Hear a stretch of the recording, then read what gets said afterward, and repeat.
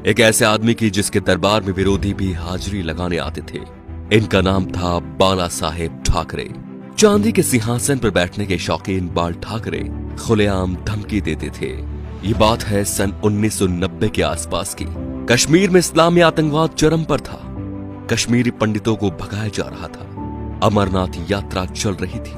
आतंकवादियों ने यात्रा बंद करने की धमकी दे दी और कहा जो भी अमरनाथ यात्रा आएगा वो वापस नहीं जाएगा। तब बाल ठाकरे ने एक बयान दिया कि हज के लिए जाने वाली 99% फ्लाइट्स मुंबई एयरपोर्ट से जाती हैं। देखते हैं यहां से कोई यात्रा मक्का मदीना कैसे जाती है। अगले दिन ही अमरनाथ यात्रा शुरू हो गई। सन 1992 में बाबरी मस्जिद ढहा दी गई तो बाल ठाकरे आपकी अदालत शो में आए हुए थे।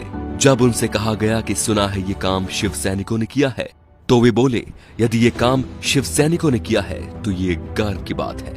बाल ठाकरे का बचपन का नाम था बाल केशव ठाकरे, जो वक्त के साथ साथ बाला साहेब ठाकरे बन गया। 1980 के दशक में बाला साहब ठाकरे ने मुसलमानों के बारे में कहा कि ये कैंसर की तरह फैल रहे हैं और देश को इनसे बचना चाहिए। 1950 के आसपास टाइम्स ऑफ इंडिया के संडे एडिशन में इन्हीं के कार्टून छपते थे। इन्होंने 1960 में ये नौकरी छोड़ दी थी। बाल ठाकरे को हिंदू हृदय सम्राट कहा जाता था। उनका मोदी की तरह बिना देखे भाषण देना लोगों के मन को भा गया।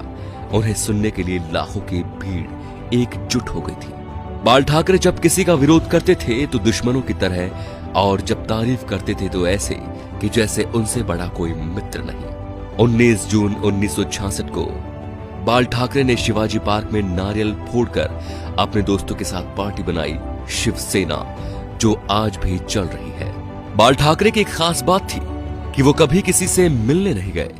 बड़े बड़े बॉलीवुड एक्टर बियर पीने और उनसे मिलने उनके घर आते थे, जैसे नरेंद्र मोदी, माइकल जैक्सन। बाल ठाकरे के कुछ स्पेशल शौक थे, सिगार, व्हाइट वाइन एक्सेट्रा। ज्यादातर लोग फोटो या इंटरव्यू में उनके हाथ में पाइप या सिगार होती थी। 1999 में बाल ठाकरे पर 6 साल तक वोट डालने और चुनाव लड़ने पर बैन लगा था, लेकिन बाल ठाकरे ने अपने जीवन में कभी चुनाव नहीं लड़ा। अपनी मौत से 2 महीने पहले ठाकरे का एक बयान आया कि आर्मी मेरे हवाले कर दो, मैं देश को 1 महीने में ठीक कर दूंगा। 17 नवंबर 1912 बाल ठाकरे का निधन हो गया। इस दिन मुंबई बंद था। अंतिम यात्रा में 5 लाख लोग शामिल हुए। थोड़ी थोड़ी देर बाद एक आवाज उठती है, बाला साहेब। लाखों लोग चिल्लाते रहे, अमर रहे। बाल ठाकरे ना तो मुख्यमंत्री थे और न सांसद, फिर भी उन्हें मरने के बाद 21 तोपों की सलामी दी गई, जो राष्ट्रपति प्रधानमंत्री को मिलती है। ये रुतबा था बाला साहेब ठाकरे का।